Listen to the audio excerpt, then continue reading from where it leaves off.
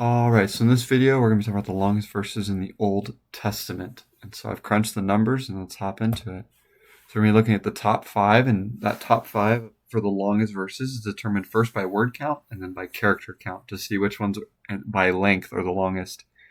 And so we're going to first include a brief description to see if we can guess what it could be. So we can see if you can guess these ones. Although, based on these verses, I would say you won't be able to get any of them before you know. But hey, maybe you will. We'll see. Let's hop into it.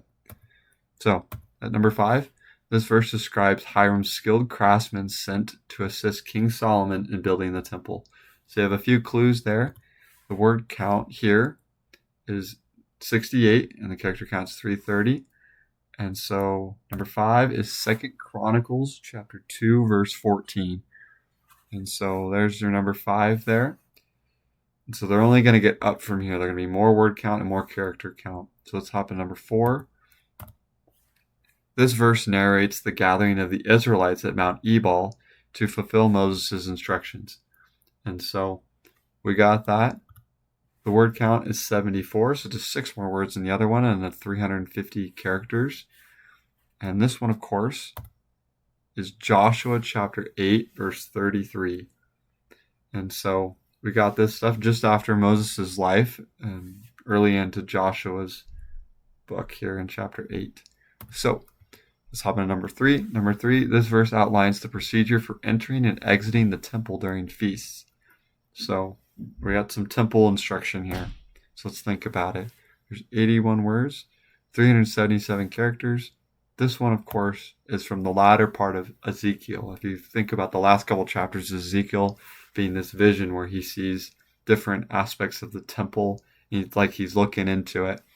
And so that makes sense that it would be Ezekiel chapter 46, verse 9. So, boom. So hop into number 2. It describes God's message of judgment and the consequences for the inhabitants of Jerusalem. And so a lot of messages of judgment and consequences in the Bible, but this one is specifically talking about the consequences for Jerusalem's inhabitants. And so word count is 83, character count is 441, and that is Jeremiah chapter 21, verse 7.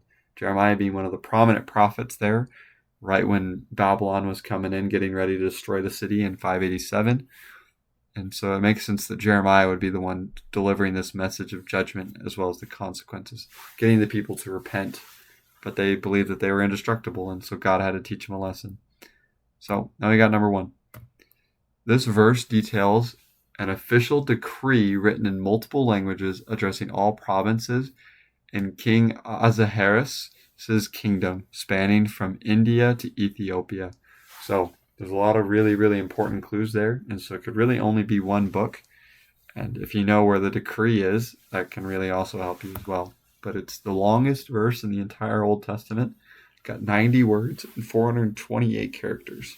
This, of course, is widely understood to be Esther chapter 8, verse 9. It's a very, very small book in the Bible, but it is very long in length for this one verse. And that's because it's a verse where an official decree was given, and so they fit it all in one verse.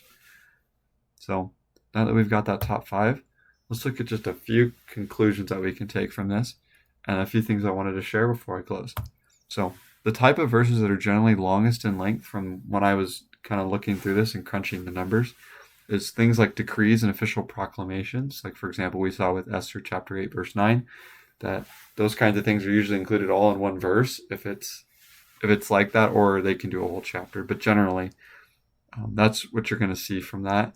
You have genealogical or assembly listings. A lot of examples of genealogies that are given in a verse. Those are longer than others so that they can fit it all in there. Descriptions of rituals or worship protocols, prophetic judgments or declarations, and even accounts of skilled work or construction. And so a lot of great examples here. And so these are generally, when you see a long verse, it's usually going to be related to one of these 5 things, or it could be something completely different. But these are just some of the things that I've seen, at least in my studies. And so over here, we got the length of the verse. This is just kind of a reminder. The length of the verse does not constitute any sort of emphasis or importance. It's just them putting it all together. We must remember the current divisions of the Bible into chapters and verses were determined by men for the sake of convenience. In terms of applying to the reader, it's a lot easier to read something when it has chapters and verses than whether it's just all in one block.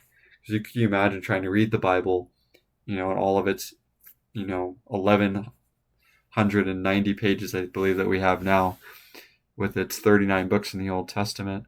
If you're trying to read that all straight without any kind of breaks, it would be a lot more difficult to get through it without verses and chapters. We just have to remember that while the words themselves are inspired, that does not necessarily mean that the way that they're broken up into chapters or verses is.